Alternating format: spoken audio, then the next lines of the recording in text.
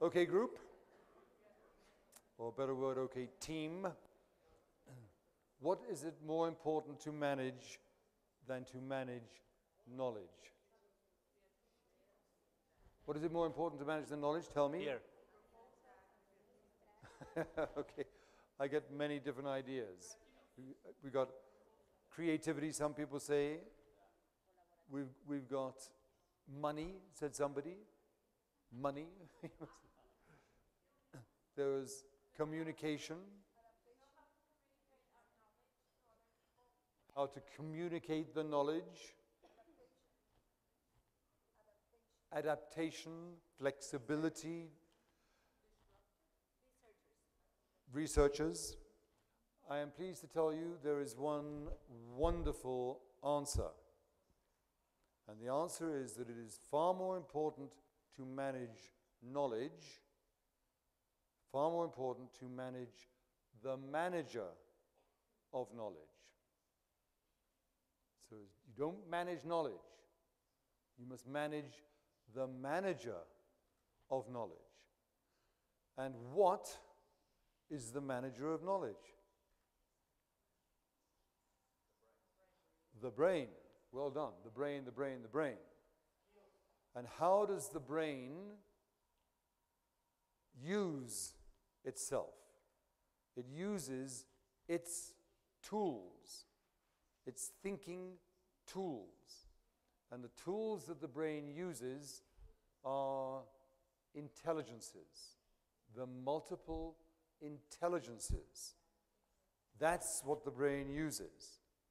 And therefore, we are now entering the age, here in Mexico and around the world, we are entering the age of intelligence.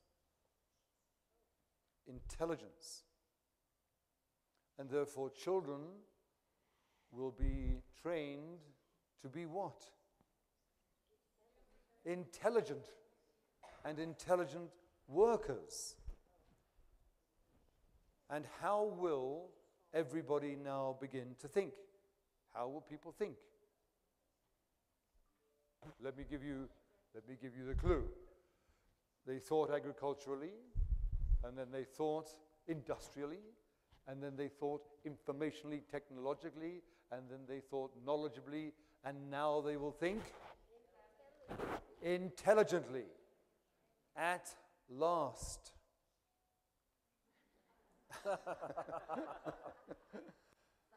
And that is what every teacher daydreams about. Teachers do not dream that they're going to be good laborers, that they're going to be good workers, that they're going to be good information technologists, that they're just knowledgeably. Every teacher believes and dreams that the children will flower, that they will bloom, that the flowers of their intelligence will be the future. And that is where the future now is already beginning to happen. And who, ladies and gentlemen, who is responsible for that? Teachers. So another definition of teacher, The teacher is the guide. So the teacher is the guide of the student to understand and develop, and apply its intelligences, plural, its intelligences to its own future. And it's a very beautiful picture of the future. And you are responsible for that. What a wonderful way to live your life. And that, ladies and gentlemen, is the beginning of my first session. And we will now have panel discussion, participation with you. And just so you know that I will be coming to Mexico 2 to 3 times every year for the next 5 years, focusing on what? Education. you. Muchas gracias.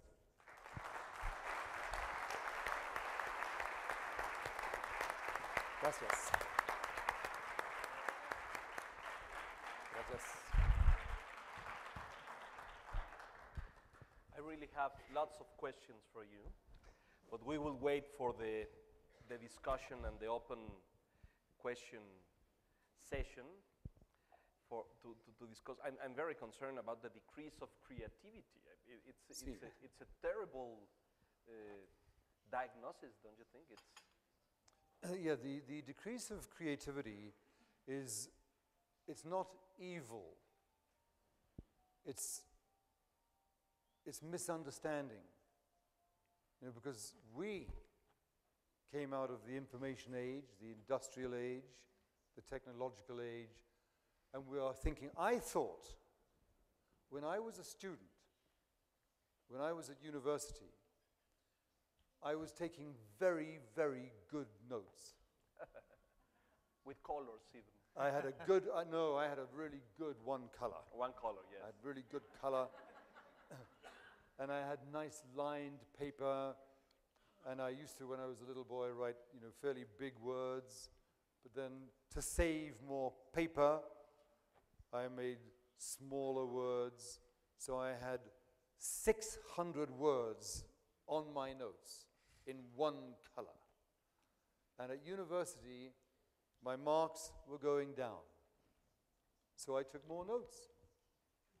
And the more notes I took, the worse I got. And I didn't realize, but I was training Tony Buzan to be more and more and more stupid.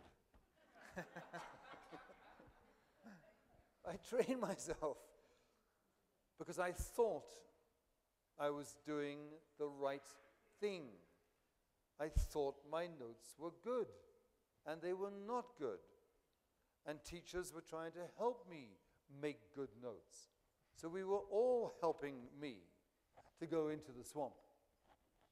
But we were all trying with good spirit, with good intention. We just didn't know how to do it. So the fact that creativity is going down, it's only a symptom of wrong formula. And now, because of a group like you, like me, like the media, like Google, the networks, intelligence can come through, and everybody is beginning to pick it up. They think, aha, is my mobile good or bad? Is my computer good or bad? And that question has risen in the brains around the world. Is it good? And intelligence is realizing it can be really bad. It can turn your brain into a couch potato. Or it can help you, teach you, stimulate you. So the world is beginning to think intelligently about knowledge, about technology, about industry, about agriculture, about the environment, and about intelligence. And that's what teachers are all doing. So the situation for the future is very positive, as long as we realize that and give it to everybody. Intelligence is the future of the human race. Hopefully, yes, I totally agree with you. If any of you feels any kind of identification, asking your students to make good notebooks with colors and diagrams, you can feel some of the experience of Professor Buzan sharing with you. Let me introduce Jorge Castañeda. He is actually responsible for all this happening here, and we are very grateful. Jorge, thank you very much. You're welcome. Maestro Jorge Castañeda is the president and managing director of Buzan in Latin America. Jorge has been an international consultant and speaker for more than 20 years. in the fields of innovation, creativity, root cause analysis, strategic focusing, project management, and other expertise areas. Jorge has worked with Tony and written with him a book about the use and the power of the memory, which actually it will be presented today, am I right? Exactly. This afternoon, this evening. Yes. All of you are invited, of course, in Un Lugar de la Mancha. Exacto. So let's welcome, please, Jorge Castañeda, ladies and gentlemen. Thank you very much. Hi. Actually, I'm going to just take a minute or two of Jorge's time because I want to talk a little bit more about Jorge. Jorge is the best mind mapper and the mind map technologist in the world, not only in Mexico and Latin America and the Americas, but in the world. He knows the theory deeper than virtually all teachers around the world. He teaches large groups of children, he teaches senior groups of company individuals, and he shows how to use the mind map by hand and how to use the mind map with computer. And Jorge is like a magician. You watch him using technology intelligently, which is how he uses it, and you see the mind maps. So he's like the Harry Potter wizard. So, and also Jorge graduated from Stanford University with 2 senior summa cum laude master degrees in administration, technology, etc., and he's applied intelligence to all of that. So you could not want a better resident.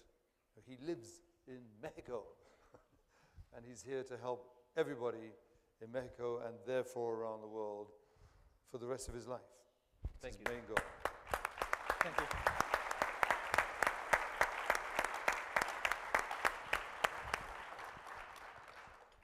So Tony was talking about that we live in the age of intelligence. But if we use the wrong formula, then we sink faster in the swamp. Let me just share with you, before we go into this debate, one thing that we have done in the past is to do research. And in 2008 and 2009, we did one of the few researches that are available worldwide on multiple intelligences and how multiple intelligences relate to performance, to life fulfillment, to creativity, and to adding value to the world. And this was done in Latin America, Mexico and Latin America, with some 400 students, high school and graduate students. And the fact is that we did a control group, and then we did also an experimental group on that. When we talk about multiple intelligences, we refer not as intelligence, but intelligences. When we talk about the IQ, the normal IQ, this intelligence coefficient, we're talking then about only 3 intelligences mainly: verbal, numerical, logical, spatial. But then there are other intelligences there, even as or more important for a leader, for example, which are, for example, the personal intelligence, emotional intelligence, creative intelligence, social intelligence, spiritual, ethical intelligence, just to mention a few more. So with this study, we measured the intelligences via the state-of-the-art tests that were available at that time, and then had students participate on those tests. We found out that IQ is normally high. In fact, from 1905 till the present, when IQ was developed, the Binet test was developed. Alfred Binet was one of the founders of this IQ formula. We, in Mexico and elsewhere, if we take a test today, on average, the IQ has been raised by 27% compared to 1905. But on the other hand, as Tony said, learning, creativity, memory, etc., are dropping. The good news is that we have, like in a gold mine, a lot to conquer. But how to conquer it? So what we did is first measure the control group and then apply mental literate techniques, as we call them, such as mind mapping, radiant reading, memory, learning how to learn, learning how to manage the manager of knowledge. And after 6 months of that, we again compared. The experimental group took this type of training, and the other group did not. And the difference in only 6 months was a 15% increase in the MIQ, what we call the multiple intelligence quotient. So it was a significant increase in 6 months. So this is one of the first tests. We're now doing more tests as we speak.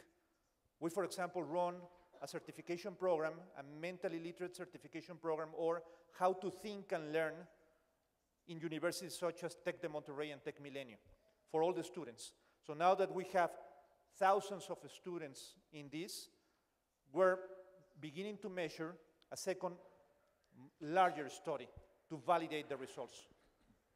But the news are of hope, and the news are that we could be in the intelligent age using the correct formula. Excellent. Well, let's open the... Thank you, Jorge.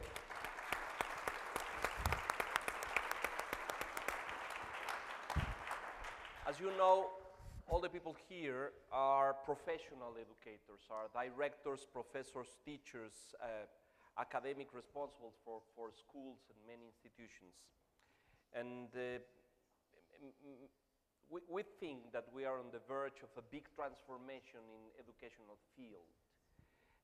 One of the key element questions is, are our children and young people learning in a different way that we learned 3, 4, 5 decades ago? Mm-hmm. The young minds work in a different way, or they need different kind of stimulus to learn? What would you say, Tony, Jorge, please? Just made some mind map notes on that. The question, as Leonardo has raised, very vital question. Are children now different? Do their brains work differently? And we're going to check this group here, the non-scientist and the non-poet group. So I need a piece of paper. May I have a piece of paper? A paper? Just a piece of paper. Oh, yes. I'm not going to give this back. Perfecto. Gracias. So let's just examine the scientist. You are not scientists, and therefore you must know what a scientist is, because you know you're not one. So you know you're not that. So what is a scientist? What is a scientist? Well, a scientist has to be the person who follows the scientific method. The scientist is not a weak, lab white coat dressed person living in a stinking, dangerous laboratory. That's not a scientist. The scientist is a person who follows the methodology. So the scientific methodology is quite simply, you have an hypothesis. That's an idea that you think about something that will happen, or is. And so you do what? You do an experiment, and you check that idea. And at the end of the experiment, you get a result. And with the result, you compare the result with the first idea, and you see whether this confirms that, or whether this says that this idea is wrong. And then you write your summary, your conclusions, and then you do what? Another experiment. Now, child psychology especially talks about babies, human babies, not Mexican babies, not English babies, babies. And most texts will say that the babies are destructive. They destroy things. They take them apart. So the nature of the human being is destructive. So let's check it out. Let's do an experiment, a thinking experiment. I'm a baby. So you imagine that I'm a baby. You've given me this piece of paper. Are you going to get this piece of paper back in this way? No. No. And you all know that. And every person around the world knows that, knows what the baby does. And this is the baby, who you're introduced to in the psychology of the baby text, saying that it doesn't think. Babies don't think yet. They don't really learn until they're about 5, 6, or 7. So this is what the baby does.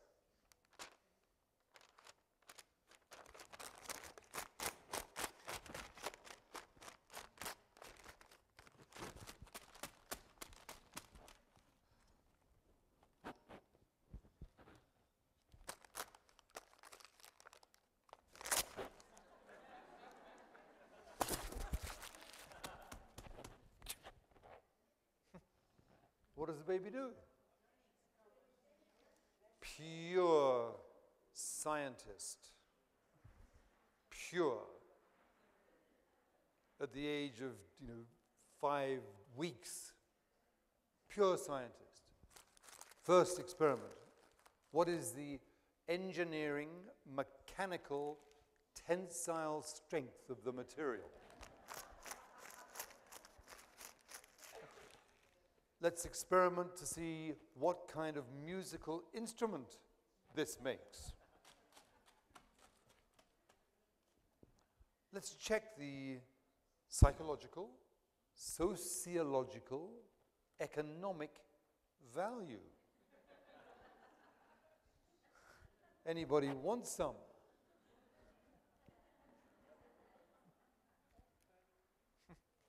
Let's check it in the billion-faceted chemical laboratory.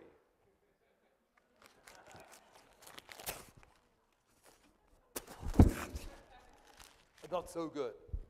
Let's try again with a musical instrument. And then what? Experiment finished.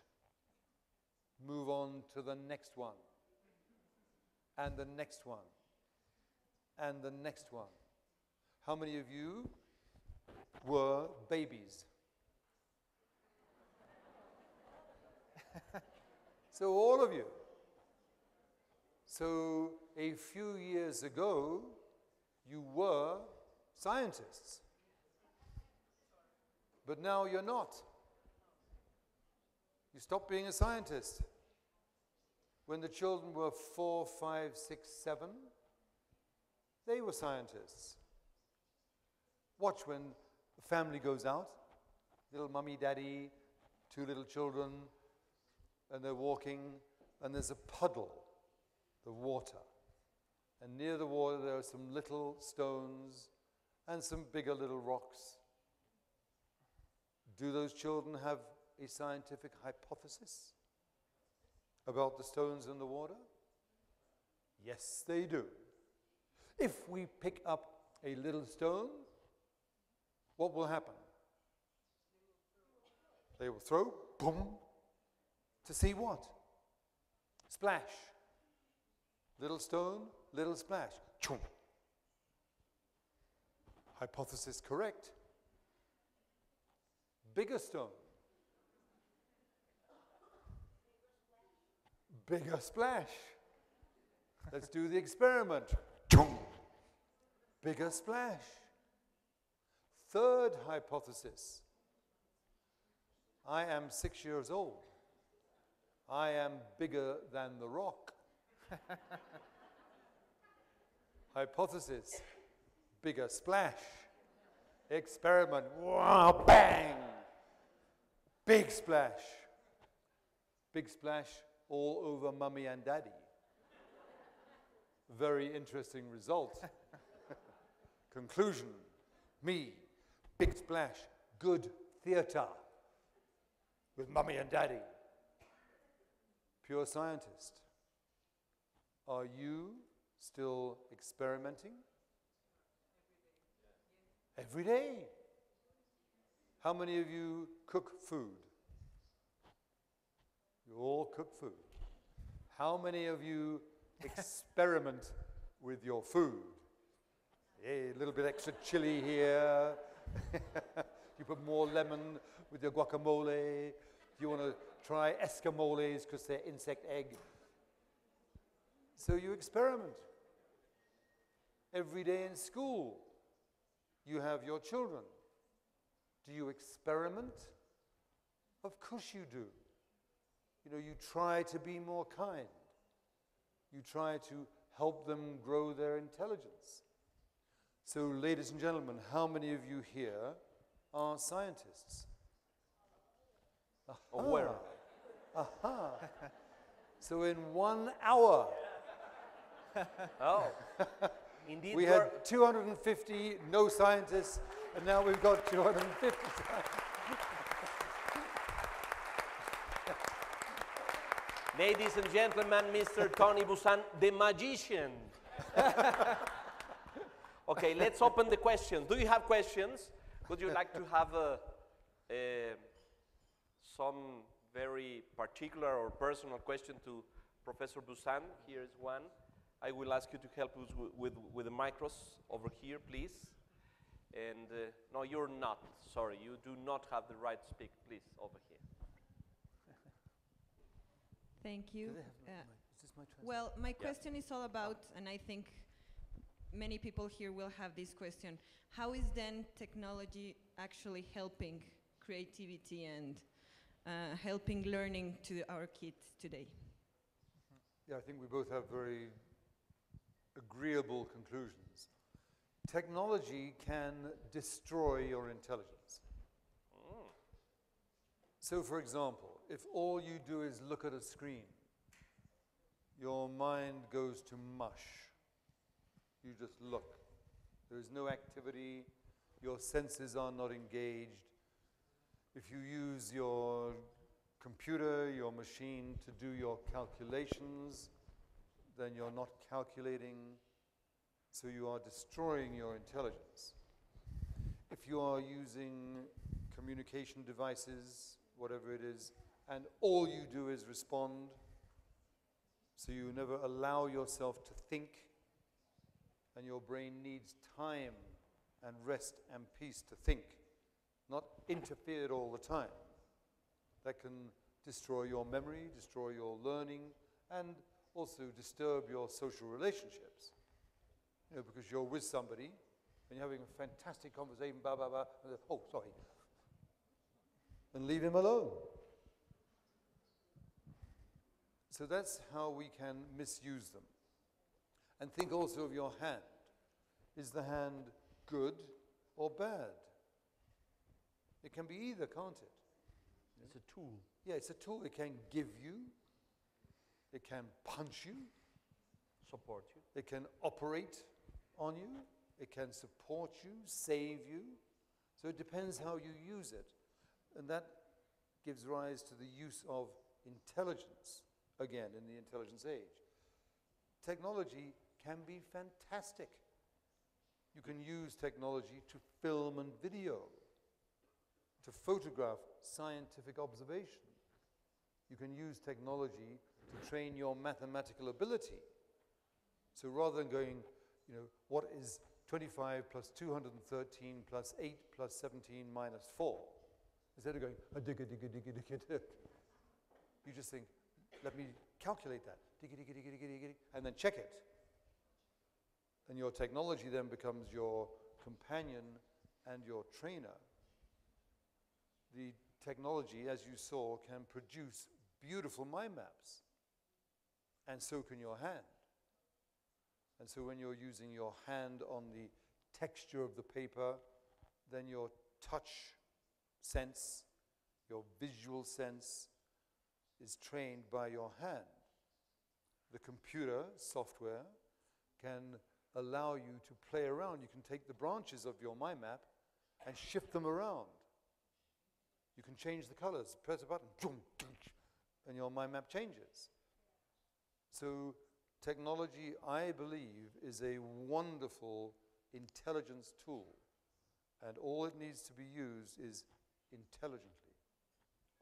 Yeah, I might add that there's a current debate among some of the circles of neuroscientists in terms of whether in the future we're going to use computers to unload part of our memories to these machines and then become like a cybernetic memory man of the future, and whether that is good, because then we could have data or knowledge in the computers, and then we could unload part of what we have already in our heads. And the fact is that it's a different world. When we talk about the memory in our brains, it's just different than the memory that we can have in a machine. Because the memory in our brains is our life. The memory in our brains go beyond data, beyond episodic things. It's understanding. It's the combination of emotional and logical and creative, etc. thinking. This thinking happens, by the way, in a very small, if we were to use an analogy of what is our short-term memory, or also called working memory, vis-a-vis our memory, long-term memory. Let's imagine that this is our short-term memory. Some people say 7 plus minus 2 things, items, chunks of information you could put there. Instead, in other words, if you think consciously, you have to use that part in a good manner, otherwise you would overload. And then you go from this part to the long-term memory, and if this is short-term memory, long-term memory is bigger than the world. It's close to infinite or infinite, because we have 100,000 million neurons, 10,000 connections per neuron, so a vast space. But in that space is not like computers. That space is a complex network of patterns, of understanding, of ways of behaving, of habits, on how to see the world. So how can technology help us out if we already have that? So we cannot abandon the way we learn. In fact, we could accelerate learning by using the computers. It's not replacing our memory. It is using all of our power, and now our collective power, because computers and what is called Internet 2.0, or even Web 3.0 is now the talk in the communities of Internet, is that you could use computers or these applications on a collaborative fashion, and then take advantage of the collective intelligence. Just imagine the collective intelligence that we have as a human race. It's synergetic. You can multiply infinitely. So if you use the right tools, and we're using now mind mapping on a collaborative fashion, we could use ideas from elsewhere, Singapore, India, China, Mexico, etc., collaborating in a think tank of ideas. Just imagine that. So, as Tony says, if you use technology in a correct fashion, intelligently, not industrially, not informationally, then you will succeed.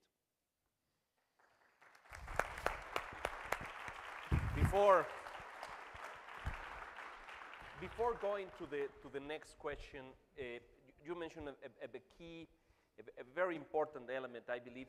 You mentioned in many of your books, Professor Buzan, Jorge, this value of the interconnection between both hemispheres in the brain, and how to enlarge skills, ability, competences if we increase that interconnection or connection between both hemispheres. You mentioned just a few moments ago how a professor in a classroom, in the normal duty of a teaching issue or topic, can help or provide their students with these exercises for them to interconnect and enlarge creativity, imagination, and these kind of fields. What? We both. Yes. First of all, how many of you know about the left and right brain, the activities? Okay, let me just tell you just summary, that on the left side, the original research done by Professor Roger Sperry and many others, including Professor Ornstein, the left skills were dominantly words, numbers, lines, lists, logic, analysis. Those were the left dominant skills. The right side skills were colors, rhythm, shape or dimension, imagination, and daydreaming. Note, daydreaming is a skill. So that's on the right side of the brain. So on what side of the brain do you think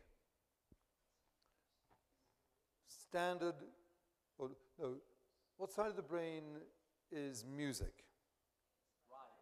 Right. What side of the brain is academia? Left. What side of the brain is art? Right. What side of the brain is business? Left. What side of the brain is creativity? Ladies and gentlemen, I'm going to say your responses. Wrong, wrong, wrong, wrong, and seriously into the swamp, wrong. And around the world, it's what people actually think. So just think about it. A very quick discussion with your compadres. Just think, what side of the brain is music? What side is academia? Quickly discuss and come to a conclusion.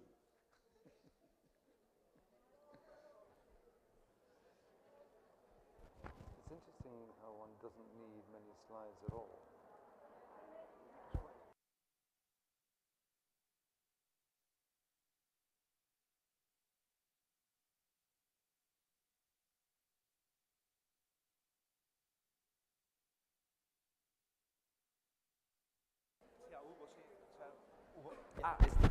Lo estás conectando.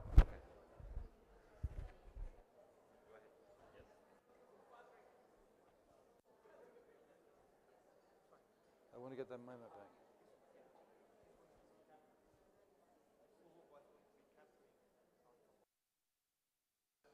Okay, group. What side of the brain is music? Both. What side of the brain is academia? Both. What side of the brain is business? What side of the brain, most importantly, is creativity? Both. And isn't it interesting? You didn't have any more information. As a group, 250 of you thought that it was left and right and left and right and right.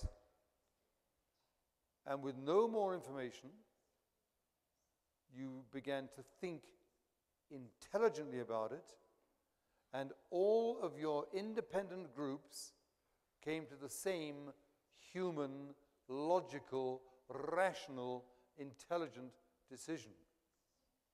They all agreed. And therefore, when you are teaching children, are you going to try to make them creative, using the right side of their brain? If you use only one side, you're only using half your brain. And therefore you make yourself into a half-wit. But because it's synergetic, you make yourself even less. So creativity is not only colors and rhythm and imagination. Does creativity and music and art include analysis? Sure. Does it include words? See, I mean, if you have creativity with no words, then you don't have any song. No poetry, which raises the other question. No poets here. Lots of scientists, but no scientists, but no poets. How many of you in your life have written one poem, a minimum of one poem, just a little poem to your mama, papa, to your grandma, grandpa, to your true love, to your animal because you were in pain? How many? All. And how many of you have written 2 or more poems altogether? 2 or more. And it's all of you. So how can you think? How can you think that you write poetry and you're not a poet? If you walk, you're a walker. If you write poetry, you're a poet. And you may be like a fledgling, just beginning, but you are a poet. And if you think you're a scientist, as you are, and you think you're a poet, then your whole life is different. And teachers are the role model, aren't they? All children watch the teachers and try to be what is good, or they try not to be if they think it's not good. So when children see people who are not scientists, hey, then I'm not going to be a scientist either. You know, I like this person, but they're not a scientist, so I won't do science. Or, you know, maybe I should write a poem, but nobody writes poetry anyway. No one's a poet, so I won't do that. How many of you, ladies and gentlemen, are poets? 250 scientists and 250 poets, and all the children that you teach, all of them will believe and know that you are a scientist and you're their teacher, and you're a poet and you're their teacher, and therefore they will become scientists and poets and artists and full, complete human beings. What more important job in the world is there than the teacher, who is the poet and scientist and who spreads intelligence all over the planet? Everything at the same time.